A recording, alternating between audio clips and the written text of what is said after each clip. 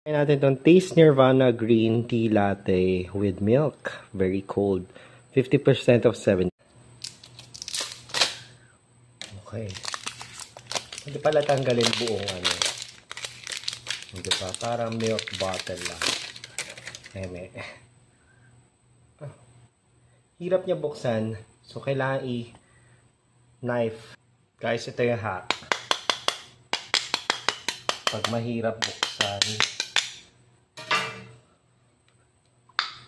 Diba?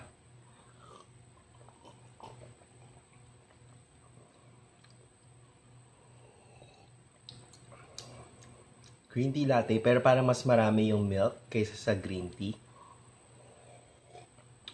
Hindi ko siya ganun ka-trip. Super dami ng milk versus the green tea ratio. Kasi yung green tea hindi siya ganun ka-strong. So yun, 4 out of 10, sorry.